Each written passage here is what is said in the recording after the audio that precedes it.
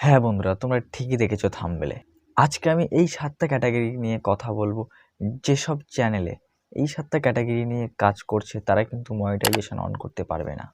আর আমরা একটা চ্যানেল খুলি অনেক আশা বা স্বপ্ন নিয়ে, আর সেই চ্যানেলের উপরে অনেক দিন কাজ করার পরে ফাইনালি চ্যানেলটা একদিন ১,০০০ সাবস্ক্রাইবার আর ৪,০০০ ঘন্টা ওয়াচ টাইম কিন্তু পূরণ করে নেবে।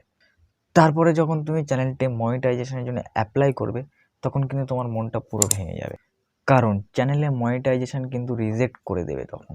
এই যে চ্যানেলটার উপরে তুমি এতদিন জুড়ে এত কষ্ট করে কাজ করলে, সেই চ্যানেলটা যখন মনিটাইজেশন অ্যাপ্লাই তুমি করলে, যখন রিজেক্ট করে দিয়েছে, তখন কিন্তু তোমার ইউটিউবের ওপর থেকে একটা কাজ করার মন মানসিকতা কিন্তু থাকে। ফাইনালি আমি তোমাদেরকে এই জন্যে বলছি যে ইউটিউবে এই ৭টা চ্যানেল নিয়ে যারা কাজ করছো, কিংবা এই ৭টা ক্যাটাগরি নিয়ে যারা কাজ করছো, তারা আমি বলবো আমার পার্সোনালি দিক থেকে, তোমরা এই ৭টা ক্যাটাগরি বাদে তোমরা অন্য কোনো ক্যাটাগরি নিয়ে কাজ করো। যাতে তোমরা এত কষ্ট করছো, আমি বলবো সেই সময়টা যাতে বিফলে না যায়।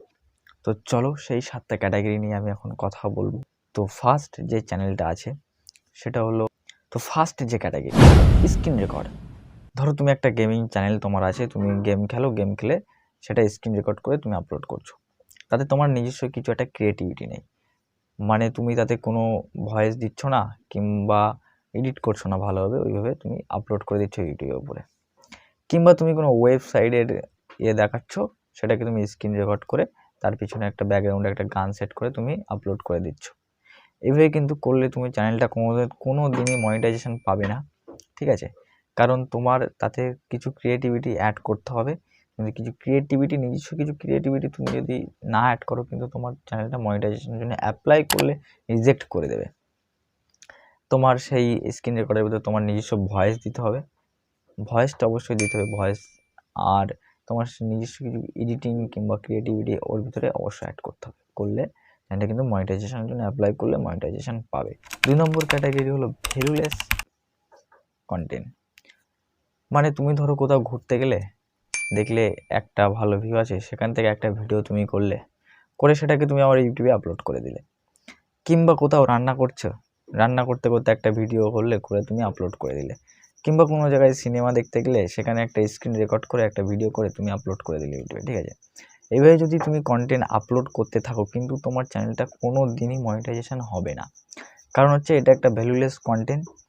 প্রথম কথা, তোমার যে ইউটিউবে যে একটা ক্যাটাগরি, তোমার একটা নির্দিষ্ট ক্যাটাগরিতে কাজ করতে হবে। তুমি যে কন্টেন্ট দেবে একটা নির্দিষ্ট ধাপে দিতে হবে, ঠিক আছে? একটা ক্যাটাগরিতে দিতে হবে। আজকে তুমি ঘোরার ভিডিও দিচ্ছ, কালকে রান্নার ভিডিও দিচ্ছ, পরশুদিন একটা মুভিজ ক্লিপ দিচ্ছ। এইভাবে কিন্তু দিলে তোমার চ্যানেলটা কোনোদিন মনিটাইজেশন পাবে না। তো আমি বলবো যে একটা ধাপে একটা নির্দিষ্ট ক্যাটাগরিতে তোমার যে ভিডিও আপলোড করবে সেভাবে আপলোড করবে একটা নির্দিষ্ট ক্যাটাগরিতে, ঠিক আছে? ৩ নম্বর ক্যাটাগরিতে হচ্ছে copy paste content. Copy paste content তুমি তোমার ইনস্টাগ্রাম, ফেসবুক, আরও অনেক সোশ্যাল মিডিয়া থেকে নিয়ে এসে তুমি ইউটিউবে আপলোড করে দিচ্ছ। সেটার ভিতরে না আছে তোমার নিজস্ব কোনো ক্রিয়েটিভিটি, না আছে কোনো এডিটিং, না আছে কোনো তোমার ভয়েস ওভার। এভাবে কিন্তু যদি আপলোড করতে থাকো, কিন্তু তোমার চ্যানেলটা কখনো মনিটাইজেশন পাবে না। এটা রিউজ কন্টেন্ট তুমি যখন আপলোড করবে, তুমি যখন চ্যানেলটা মনিটাইজেশনের জন্য অ্যাপ্লাই করবে, তখন কিন্তু এটা তোমার ইউজ কন্টেন্ট দেখাবে, দেখে মনিটাইজেশনটা রিজেক্ট করে দেবে।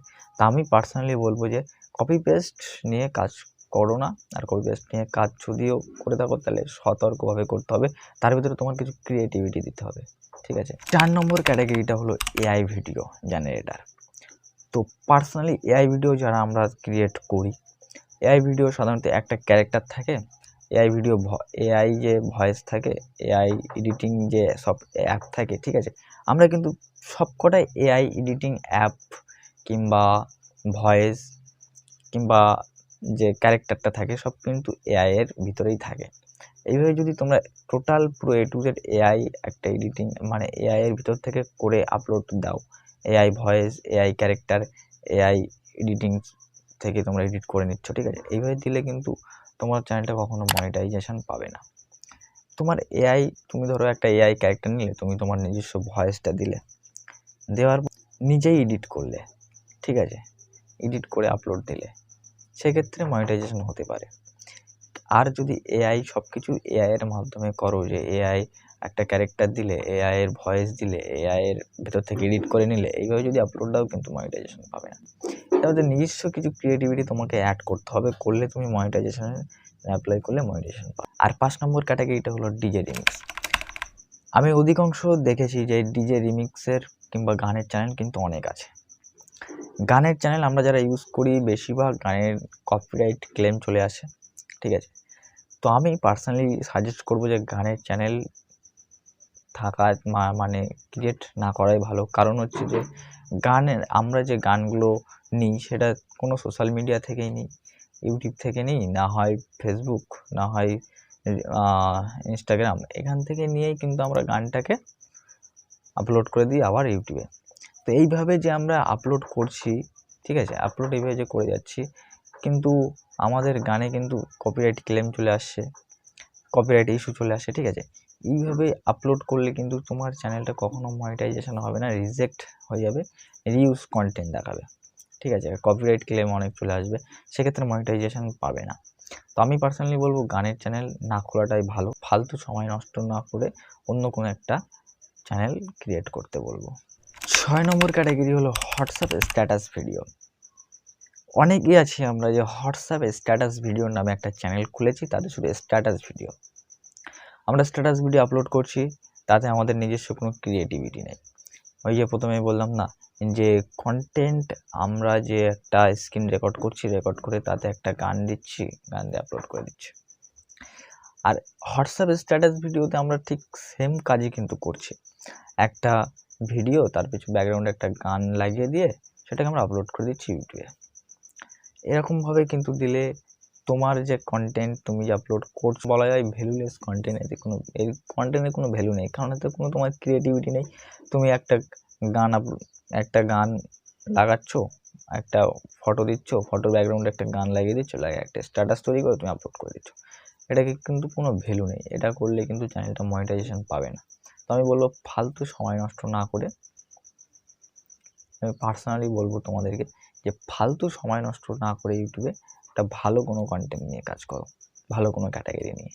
আর 7 নম্বর ক্যাটাগরিটা হলো মুভিস ক্লিপ। ইউটিউবে অনেক এরকম চ্যানেল দেখেছি যে মুভিস ক্লিপ মানে কোথা থেকে একটা মুভিস ক্লিপ ডাউনলোড করে, কোনো সোশ্যাল মিডিয়া থেকে, ইউটিউব, ফেসবুক, ইনস্টাগ্রাম, এখান থেকে একটা মুভিস ক্লিপ ডাউনলোড করা হয় ভালো দেখে, ডাউনলোড করে সেই মুভিস ক্লিপটা কোনো একটা গান টান দিয়ে সাজিয়ে সেটাকে আপলোড করে দেওয়া হয়। তো এইভাবে আমরা যারা কন্টেন্ট আপলোড করি ইউটিউবে, এরকম করলে কিন্তু মানে কপিরাইট ক্লেম চলে আসবে, ঠিক আছে, আর চ্যানেলটা কিন্তু মনিটাইজেশন পাবে না। এটা হচ্ছে, তুমি চ্যানেলটা মনিটাইজেশন কখন পাবে, যখন তাতে তোমার কিছু নিজস্ব ক্রিয়েটিভিটি রাখবে, ঠিক আছে। আমি বলবো মুভিস ক্লিপ আপলোড করো, তার ভিতরে তোমার কিছু নিজস্ব ক্রিয়েটিভিটি দেখাও। মুভিস একটা ক্লিপ নাও, নিয়ে সেই ক্লিপটাকে তুমি ডাব করো, ডাব করে তুমি তোমার ভাষায় দাও, দিয়ে সেটাকে আপলোড করো, ঠিক আছে। তখন কিন্তু তুমি যখন অ্যাপ্লাই করে মনিটাইজেশনের জন্য, তখন কিন্তু রিজেক্ট দেখাবে না, তখন মনিটাইজেশন হবে। কারণ তোমার সেখানে কিছু নিজস্ব ক্রিয়েটিভিটি আছে, তুমি তার ভিতরে ভয়েস দিচ্ছ, ভয়েস দিয়ে ডাব করছো, ডাব করে অন্য ভাষায় জেনারেট হচ্ছে ভিডিওটা, মুভিস ক্লিপটা, ঠিক আছে। তো এই ভিডিওটা যদি তোমাদের একটু ভালো লেগে থাকে তো অবশ্যই চ্যানেলটা সাবস্ক্রাইব করে পাশে থাকবে, আর একটা লাইক করে দেবে। আর এই চ্যানেলে ইউটিউব, ফেসবুক রিলেটেড ভিডিও আসতে থাকে, আমি দিতে থাকি, ঠিক আছে। তো চ্যানেলটা সাবস্ক্রাইব করে রাখলে পরবর্তী ভিডিও সবার আগে তোমার কাছে পৌঁছে